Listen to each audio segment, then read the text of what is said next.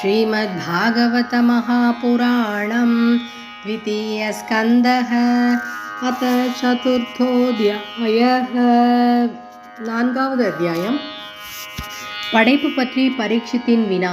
ஸ்ரீசுகர் ஸ்ரீஹரியை வணங்கி கூறத் துவங்குதல்.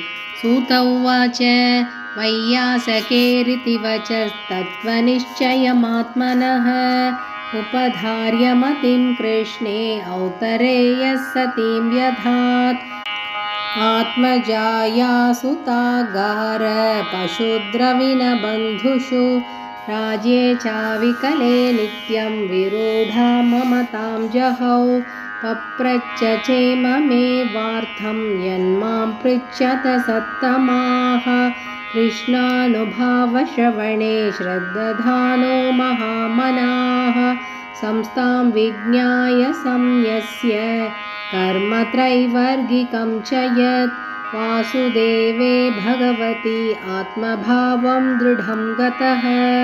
राजोवाच समीचीनं वचो ब्रह्मन् सर्वज्ञस्य तवानग तमो विशीर्यते मह्यं हरे कथयतः कथां भूय एव विवित्सामि भगवान् आत्ममायया यतेदं सृजते विश्वं दुर्विभाव्यमदीश्वरैः यथा गोपायति विभुर्यथा संयच्छते पुनः यां यां शक्तिमुपाश्रित्य पुरुशक्तिः परः पुमान् आत्मानं क्रीडयन् क्रीडन् करोति विकरोति च नूनं भगवतो ब्रह्मन् हरेरद्भुतकर्मणः दुर्विभाव्यमिवा भाति कविभिश्चापि चेष्टितं यथा गुणांस्तु प्रकृतेर्युगपत्क्रमशोऽपि वा बिभर्ति भूरिशस्त्वेकः कुर्वन् कर्माणि जन्मभिः विचिकित्सितमेतन्मे ब्रवीतु भगवान् यथा शाब्दे ब्रह्मणि निष्णातः परस्मिंश्च भवान् खलु. सूत उवाच इत्युपमन्त्रितो राज्ञा गुणानुकथने हरेः ऋषिकेशमनुस्मृत्य प्रतिवक्तुं प्रचक्रमे. श्रीशुक उवाच नमः परस्मै पुरुषाय भूयसे स्तुद्भवस्थाननिरोधलीलया गृहीतशक्तित्रितयाय देहिनाम् अन्तर्भवायानुपलक्ष्य वर्त्मने भूयो नमः सद्वृजिनच्चिते सताम् असम्भवायाखिलसत्त्वमूर्तये पुंसां पुनः पारमहंस्य आश्रमे व्यवस्थितानामनुमृत्य दाशुषे. नमो नमस्ते वृषभाय सात्वतां विधूरकाष्ठाय मुहुः निरस्तसाम्यादिशयेन राधसा स्वधामणि ब्रह्मणि रंस्यते नमः. यत्कीर्तनं यत्स्मरणं यदीक्षणं यद्वन्दनं यच्छ्रवणं यदर्हणं लोकस्य सद्यो विधुनोति कल्मषं तस्मै सुभद्रश्रवसे नमो नमः.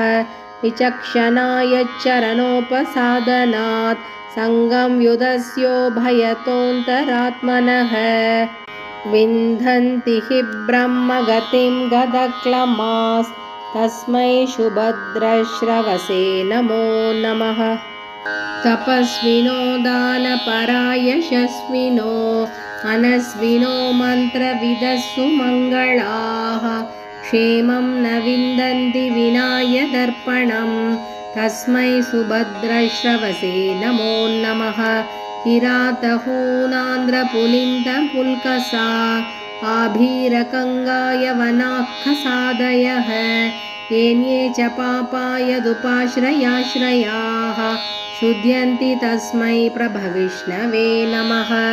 स एष आत्मात्मवतामधीश्वरस्त्रयीमयो धर्ममयस्तपोमयः ततव्यलीकैरजशङ्करादिभिर्वितर्क्यलिङ्गो भगवान् प्रसीदताम् श्रियः पतिर्यज्ञपतिः प्रजापतिर्धियां पतिर्लोकपतिर्धरापतिः पतिर्गतिश्चान्तकवृष्णिसात्वतां प्रसीदतां मे भगवान् सतां पतिः यदङ्घ्र्यभिद्यानसमाधिदौतया धियानुपश्यन्ति हि तत्त्वमात्मनः वदन्ति चैतत्कवयो यथारुचं समे मुकुन्दो भगवान् प्रसीदतां प्रचोदिता येन पुरा सरस्वती हितन्वताजस्य सतीं स्मृतिं हृदि स्वलक्षणा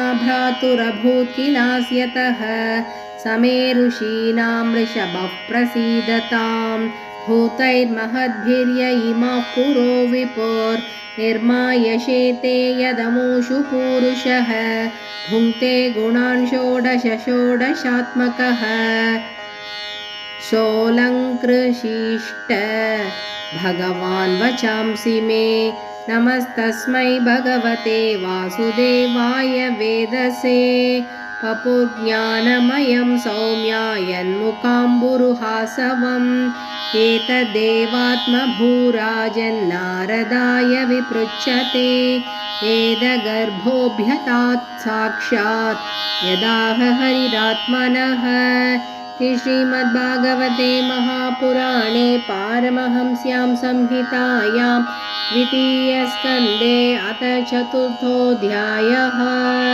हरे नमः हरे नमः हरे नमः। गोपिका जीवनस्मरणं गोविन्द।